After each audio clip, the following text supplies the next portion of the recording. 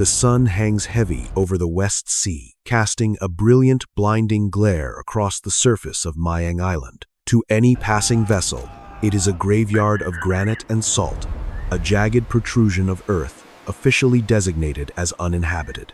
But beneath the thermal shielding of its central peak lies a localized reality that the world was never meant to witness.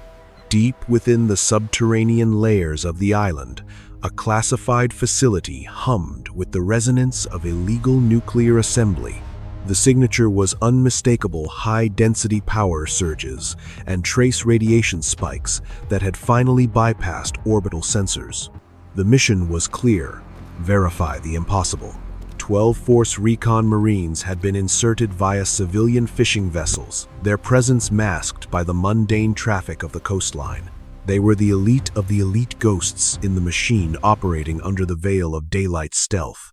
Using passive hydraulic exoskeletons concealed beneath rugged civilian layers, they moved inland, carrying the weight of the mission and the future of regional stability on their shoulders. By 1:47 p.m., the objective was achieved. High-resolution imagery of reinforced steel blast doors, soil samples confirming weapons-grade plutonium isotopes. The evidence was secured, encrypted, and transmitted to the fleet waiting 40 nautical miles offshore.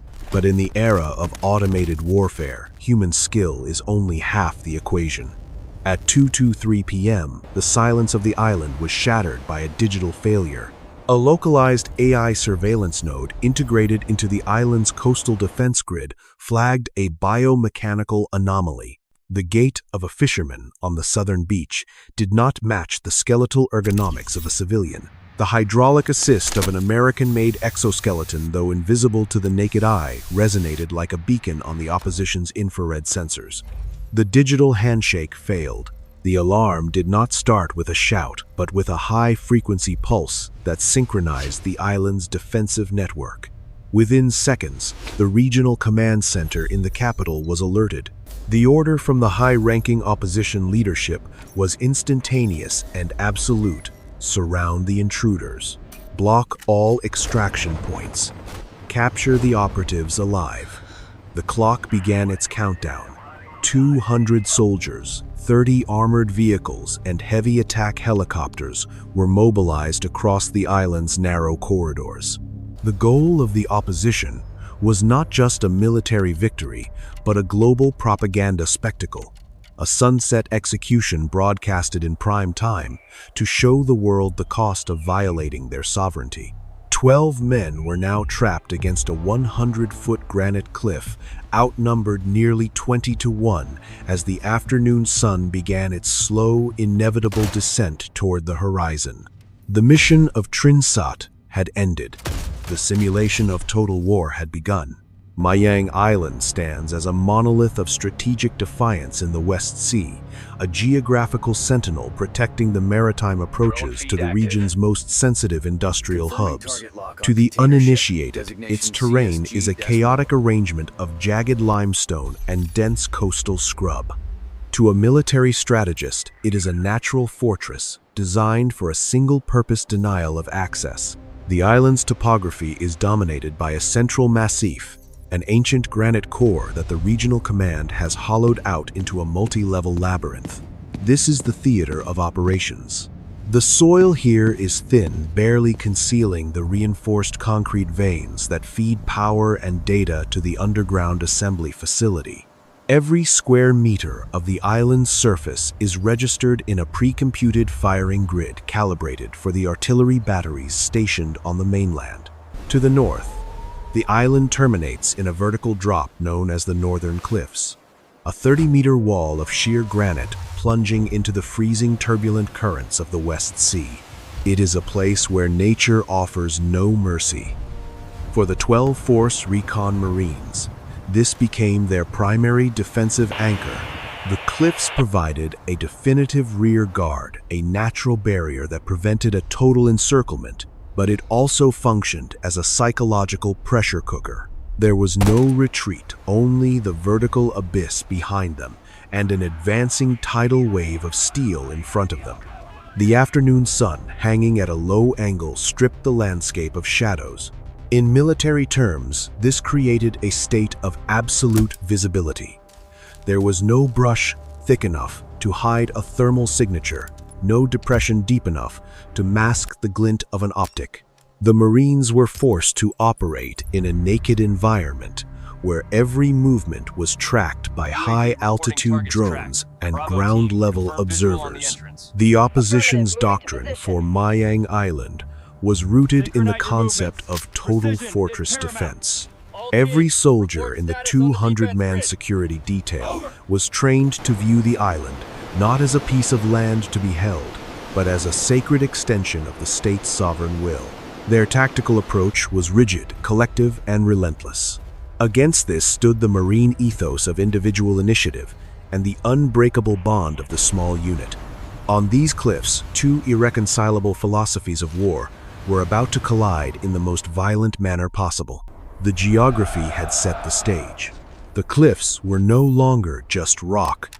They were the front line of a global flashpoint waiting for the first round to break the heavy sun-drenched silence. On the northern ridges of Myang, the mathematical reality of the engagement seemed absolute. 12 versus 200. On paper, the simulation predicts a total squad wipe within 11 minutes of sustained contact. But static numbers fail to account for the variable of asymmetric technology. The 12 Marines dug into the granite were no longer just soldiers. They were integrated nodes in a global strike network, equipped with hardware that bridged the gap between the present and the future of kinetic warfare. Central to their survival was the Hydra 5 passive exoskeleton. This was not a suit of heavy armor, but a carbon fiber framework aligned with the human musculoskeletal system. It redistributed the 60-pound combat load directly to the ground, allowing the Marines to maintain peak cardiovascular efficiency even under the crushing humidity of the afternoon sun. More importantly, the Hydra 5 functioned as a recoil stabilization platform, turning the individual marksman into a fixed turret capable of firing the high-velocity 6.8mm rounds of the MCX Spear with sub-MOA accuracy at extreme ranges. The MCX Spear itself was the primary instrument of the Blue Force's defiance, designed to defeat high-end ceramic body armor at distances exceeding 600 meters. Its ballistic coefficient ensured that every trigger pull resulted in a definitive kinetic transfer. The Marines were further augmented by the IVAS, the Integrated Visual Augmentation System. Through their tactical visors, the battlefield was no longer a chaotic blur of dust and fire, but a digitized grid. Thermal signatures were highlighted in soft blue. Potential threats were tagged by orbital oversight, and overlapping fields of fire were projected as glowing geometric overlays on the dirt.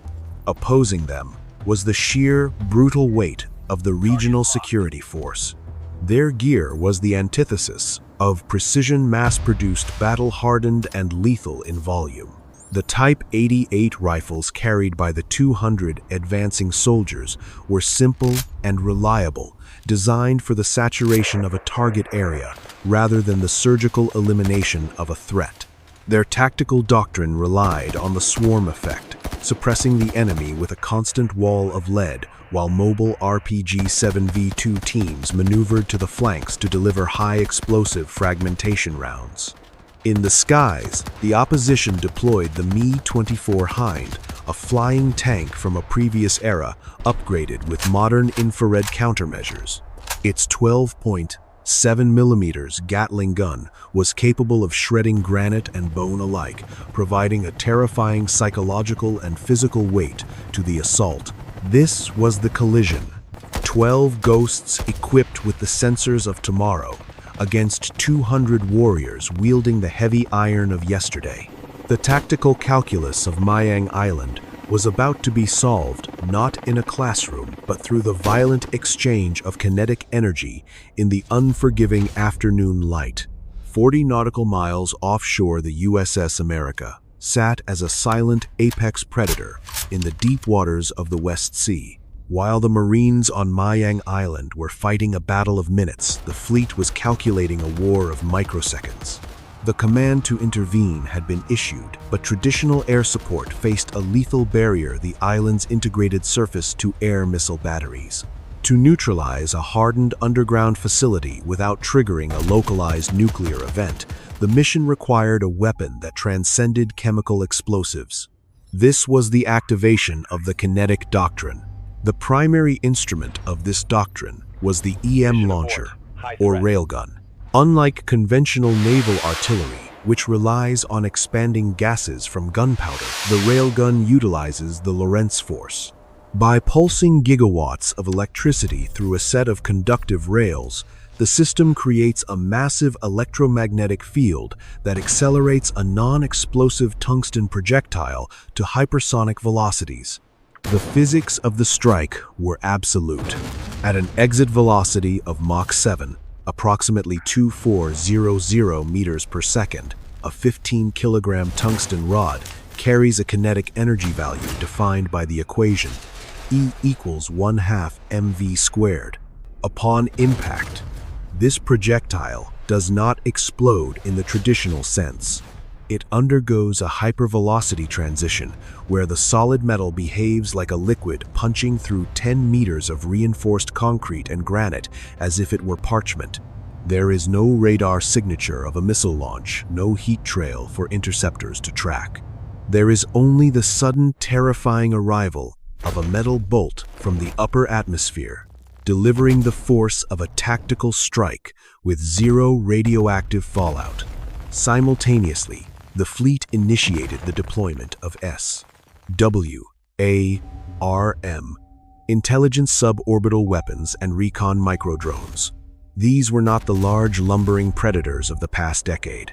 These were thousands of bird-sized autonomous units launched in canisters from the fleet's V-22 Ospreys. Upon release, they formed a mesh network, a living radar that saturated the island's airspace. Through the SWARM, every individual soldier of the regional security force was tagged with a persistent digital ID. The drones functioned as a distributed brain, calculating the trajectory of every RPG launch and identifying the heat signatures of hidden artillery pieces before they could fire. This was the transition from electronic warfare to cognitive warfare. The opposition's numerical advantage was being systematically dismantled by an invisible web of data that predicted their every move before the command was even relayed through their radios. The kinetic energy of the railgun and the digital omnipresence of the SWARM had changed the fundamental rules of the engagement. The island of Myang was no longer a fortress for the regional command. It had become a laboratory for the most advanced lethality ever conceived by the human mind. The hammer was falling, and it was made of cold, accelerated tungsten. At 2:43 p.m., the perimeter around the northern cliffs crystallized into a kill zone. The regional leadership, watching through a high-definition encrypted feed, issued a directive that would define the next 3 hours, capture them alive. The objective was no longer tactical neutralization. It was the orchestration of a global terminal event. By scheduling a televised broadcast at 6:00 p.m. exactly at sunset, the opposition intended to utilize the 12 Marines as a medium for a strategic message to the world. This decision created a temporary tactical paradox. The 200 advancing soldiers were forced to employ non-lethal escalation protocols to preserve the assets. At 3:18 p.m., the air at the cliff's edge grew thick with the acrid haze of CS gas and the blinding strobes of multispectrum flashbangs. The opposition moved in waves, attempting to overwhelm the position through sheer mass and sensory deprivation. But the Force Recon Marines had anticipated the escalation. Within their IVAS visors, the world shifted into a filtered high-contrast reality. The gas was rendered irrelevant by integrated respirators. The flashbangs were neutralized by the digital shutters of their optics. Captain Daniels established a defensive geometry based on the principle of the infinite wall overlapping fields of fire, where every Marine covered the blind spot of another, creating a continuous loop of lead and tungsten. As the first wave of regional soldiers breached the 50-meter mark, the Marines activated their concealed layers of defense directional plasma mines. Unlike traditional claymores that rely on metal shrapnel, these units utilized a compact capacitor to ionize a pocket of argon gas into a high-temperature plasma jet. The result was a focused wave of thermal energy that did not just stop the advance. It vaporized incoming projectiles and disrupted the electronic ignition systems of enemy vehicles. Captain Daniels' voice resonated through the encrypted squad, comms cold and devoid of fear. His message was not just for his men, but for the sensors he knew were listening from the capital. He made it clear the 12 men on that ridge would not be players in a propaganda film. They would be the friction that stalled a nation's military machine. For nearly an hour, the ridge became a meat grinder of kinetic energy. Every round fired by the Marines was a calculated data point, every casualty on the opposing side, a testament to the failure of mass over precision. But as the clock ticked toward 4:00 p.m., the Marines faced a grim reality. Their ammunition reserves, though augmented by their exoskeletons, were finite. The regional command, realizing the non-lethal approach was failing, began to pivot. The orders shifted from capture to annihilation. The sun was beginning its descent, and the shadow of the cliffs was growing longer, stretching out like a countdown to the final total escalation. At 4:23 p.m., the tactical status of the West Sea underwent a violent reorganization. The quiet horizon, once defined by the shimmering heat of the afternoon sun, was suddenly dissected by the arrival of the relief force. This was not a stealthy extraction. It was a total combat rescue operation, the largest of its kind in the modern era, executed in broad daylight to project a definitive message of power. The first wave arrived in the form of 4 F-35B Lightning II stealth fighters. Flying at supersonic speeds, they did not rely on altitude for safety, but on the sheer sophistication of their electronic warfare suites, which blinded the regional command's radar arrays in a localized blackout. From their internal bays, they released 8 GBU-53B Stormbreaker precision bombs. These are not blunt instruments of destruction.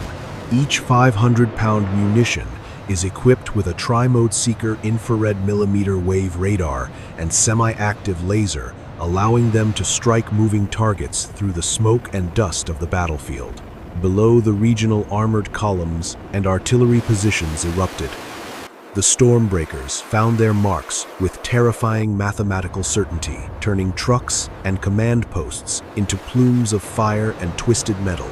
Simultaneously, 8 AH-1Z Viper attack helicopters skimmed the surface of the blue water, their sensors locked onto the regional patrol boats surrounding the island. Hellfire missiles were unleashed in rapid succession, tracking the thermal signatures of the vessels and disintegrating them before they could return fire. At 4:47 p.m., the sky over Pyongyang was overtaken by the silhouette of 16 MV-22 Ospreys. This was the execution of a vertical envelopment. Instead of landing directly at the besieged northern cliffs, a predictable move that would have invited concentrated fire. The Ospreys utilized their tilt-rotor versatility to land on the opposite side of the island behind the regional lines. 320 fresh Marines, equipped for high-intensity urban and mountain combat, poured out of the aircraft. They carried M240 machine guns Carl Gustav, recoilless rifles, and man-portable mortar systems. The regional forces, who moments ago were the hunters, suddenly found themselves the hunted. They were trapped in a tactical pincer. The 12 original force recon operators held the high ground on the cliffs, while a massive fresh battalion assaulted their rear. The offshore destroyers achieved a final fire control solution, their 5-inch naval guns opening up with precision bombardment to crater the roads and bridges leading from the mainland, effectively severing the island from any hope of reinforcement. The roar of the engines, the scream of incoming shells, and the rhythmic thud of the Viper's Gatling guns created a symphony of kinetic dominance. The regional commander's final transmission to the capital was not a report of victory, but a frantic realization the island was no longer under their control. The hammer of the fleet had arrived, and it was crushing everything in its path. By 5:07 p.m., the tactical isolation of the 12th Force Recon Marines ended as they integrated with the reinforcement battalion. The original 12, despite nearly 3 hours of sustained high-intensity engagement, did not retreat to the evacuation zone. Instead, they assumed the vanguard position. Captain Daniels, coordinating with the relief force, initiated the final phase of the simulation, the total neutralization of the Pyongyang subterranean complex. The assault on the facility's entrance was a masterclass in modern combined arms lethality. While the Viper gunships provided a continuous curtain of suppression fire, the Marine ground force advanced using a leapfrog maneuver, utilizing the mobility of their exoskeletons to traverse the rocky terrain at speeds impossible for standard infantry. At 5:15 p.m., the primary steel blast doors, the threshold to the regional command's nuclear ambitions, were reached. Traditional explosives would have been insufficient against 3-meter-thick reinforced alloy. The Marines utilized thermite graphene breaching charges. These devices do not create a shockwave.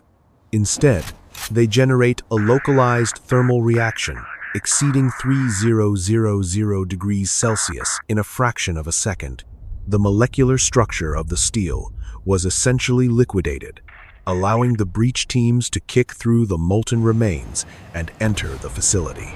Inside, the environment shifted from the blinding afternoon sun to the sterile artificial glow of the centrifuge halls. The air was thick with the hum of high-speed rotation and the ozone scent of high-voltage electronics. The mission parameter was absolute zero-trace sabotage.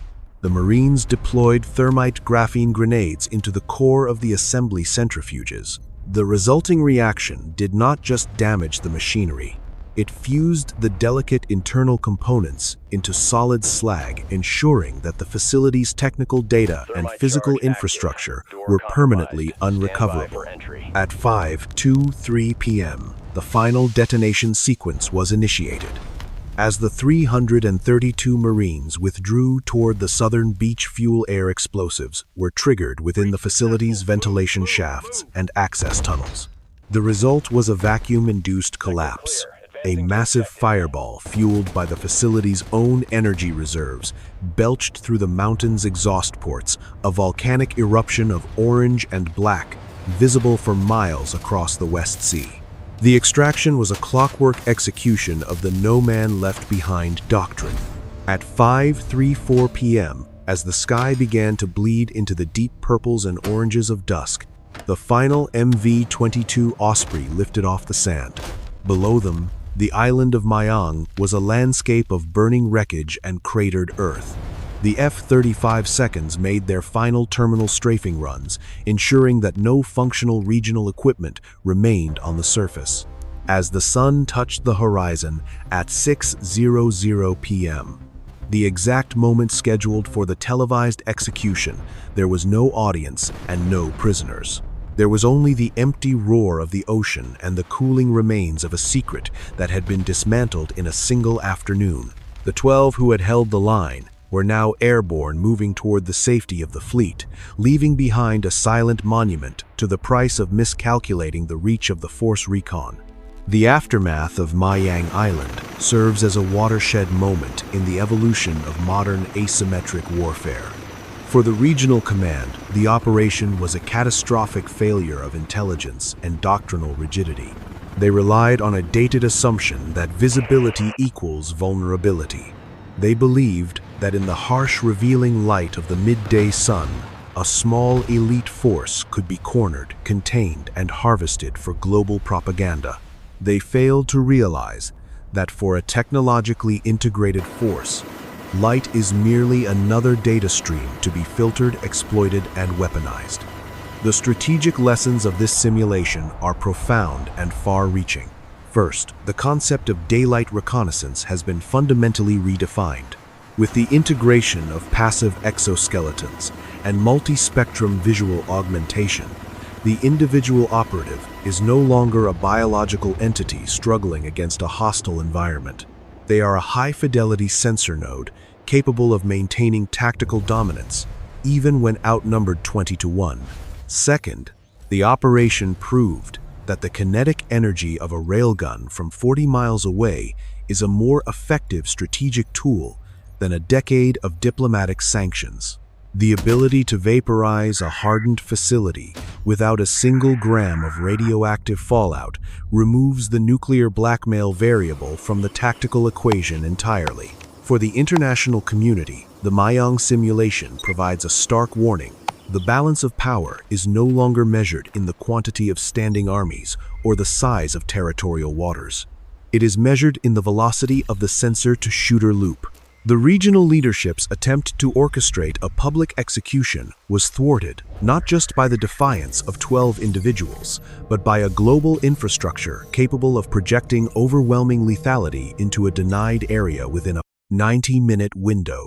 The final statistical output of the AI simulation core V30 is absolute: 137 regional security casualties, 68 wounded, 1 underground nuclear assembly facility neutralized, 0 Marines lost, 0 Marines captured.